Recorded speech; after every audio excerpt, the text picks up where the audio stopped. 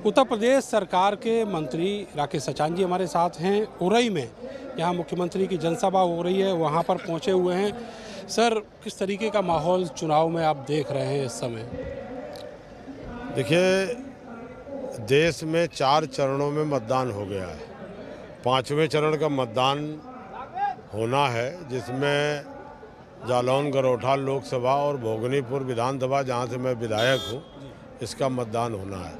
आज माननीय योगी आदित्यनाथ जी उरई पधार रहे हैं। पूरे देश में एक 400 पार और अब की बार मोदी सरकार का जो नारा है, उसी भाव से 4 चरणों के मतदान हुए हैं, जिसमें भारी बहुमत से भारतीय जनता पार्टी अपने लक्ष्य की ओर बढ़ रही है। जालौन गरोठा लोकसभा क्षेत्र से भानु प्रसाद वर्मा एक लोकप्रिय सांसद और भारत सरकार के एमएसएमई राज्य मंत्री भी हैं, और उत्तर प्रदेश सरकार में कैबिनेट मंत्री और एमएसएमई मंत्री हम हैं।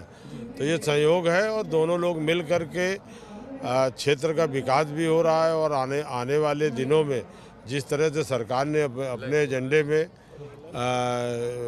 अपने बुंदेलखंड के डेवलपमेंट के लिए बीडा का गठन किया है, और आने वाले दिनों में जिस तरह से अभी आपका नोएडा, ग्रेटर नोएडा डेवलप हुआ, उसी तरह से बुंदेलखंड में पूरे देश के लोगों की निगाह और पूरे देश के उद्यमी आकर के यहाँ उद्यम लगाएंगे, और जिससे बड़ा रोजगार यहाँ के लोगों को मिले। सर, आपने कहा कि जो 400 पार वाला नारा है वो टारगेट पूरा हो रहा है और उसकी ओर बीजेपी बढ़ रही है, लेकिन अभी ये देखा गया बुंदेलखंड की ही धरती से जो राहुल गांधी हैं वो एक खटाखट वाली योजना लेकर आए हैं। देखिए, कोई भी विकल्प मोदी जी का देश में है नहीं। जनता जानती है कि इतने लंबे समय तक का राज का इनको मौका मिला है। आज़ादी के बाद सबसे ज़्यादा हुकूमत इन्होंने की है, और हुकूमत करने के बाद इन्होंने कुछ दिया नहीं लोगों को। और आज वो तमाम सारे ऐसे लुभावने वादे कर रहे हैं जिसका कोई औचित्य नहीं है। जनता सब समझती है कि पूरे देश को आगे ले जाने में, पूरे देश को आगे बढ़ाने में, देश का पूरी दुनिया में सम्मान बनाने का काम माननीय मोदी जी ने किया है। योगी और मोदी जी की डबल इंजन की सरकार की जो भी कल्याणकारी नीतियां हैं, जो भी कार्यक्रम हैं, उनका लाभ आम आदमी को मिल रहा है, और आम आदमी उससे लाभान्वित है। तभी हमारे देश में ग्रामीण जनता भारतीय जनता पार्टी को वोट देने के लिए तैयार बैठी है, और आने वाली 20 तारीख को भारी मतों से कमल खिलने जा रहा है, जिसमें भानु वर्मा पुनः यहाँ से लोकसभा के एमपी होंगे। सर, ये जो गठबंधन है जिसको इंडिया गठबंधन कहा जा रहा है, चाहे वो अखिलेश यादव हो चाहे राहुल गांधी हो, वो कह रहे हैं कि महंगाई और बेरोजगारी जो है वो इस चुनाव का हिस्सा है, इसका मुद्दा है। आप क्या मानकर चल रहे हैं कि इंडिया गठबंधन 4 जून को कहाँ खड़ा होगा शाम को? देखिए, इनका गठबंधन जब बना था तो जिन्होंने गठबंधन को पहल की थी, नीतीश भाई, वो पहले ही हमारे साथ आ गए, और कई साथी इनको छोड़ के चले गए। यहाँ से आरएलडी के साथी वो भी हमारे साथ आ गए। तो ये सब इनका कोई एजेंडा नहीं, इनका एक एजेंडा है मोदी का विरोध करना, भारतीय जनता पार्टी को हटाओ। बाकी जनता जानती है कि कहीं कोई तमाम सारे इस बार इस तरह के अवसर मिले, इन लोगों ने कहीं कुछ नहीं किया। अपने स्वार्थ के लिए, अपने परिवार के बढ़ाने के लिए, अपने डेवलपमेंट की बात करते हैं।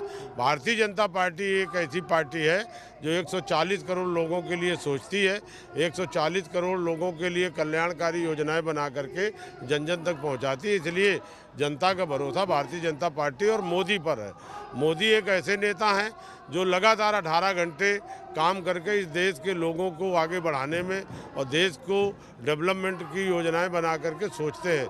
योगी भी उनके एक सहयोगी हैं, और उत्तर प्रदेश की 2 साल की अभी सरकार ये एजेंडा रिजीम हुआ है, और अभी 3 साल बाकी है, और मोदी जी की आने वाले दिनों में सरकार बन रही है। इसलिए ये सब बेकार की बातें हैं, ना कोई गठबंधन है ना। मेरा आखिरी सवाल आपसे ये है, जो यहाँ बुंदेलखंड की धरती से जुड़ा हुआ है, उमा भारती जो बीजेपी की नेता हैं, उन्होंने कहा था कि बुंदेलखंड को अलग राज्य बनाएंगे। शायद इसीलिए देख रहे हैं कि इस बार वो इस चुनाव प्रचार में नहीं हैं।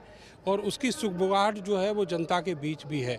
आपको क्या लगता है कि क्या बुंदेलखंड राज्य अलग होना एक अनिवार्यता है, यहाँ की ज़रूरत है क्या उसकी? देखिए, योगी आदित्यनाथ की पहली सरकार है जो बुंदेलखंड बीडा अलग बना करके, जिसमें एक बड़ी ज़मीन अधिग्रहण करके एक अथॉरिटी बना करके बुंदेलखंड डेवलपमेंट का काम शुरू किया है। इसके पहले लोग मांग करते रहे, लेकिन हमारी सरकार इसमें कार्य योजना बना चुकी है और आगे बढ़ चुकी है।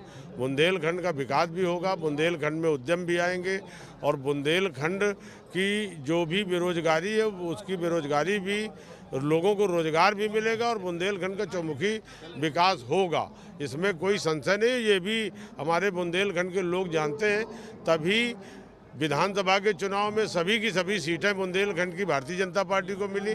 लोकसभा चुनाव में भी पूरे बुंदेलखंड में झाड़ू लग रही है और कमल खिल रहा है। बहुत बहुत शुक्रिया सर हमसे बातचीत करने के लिए।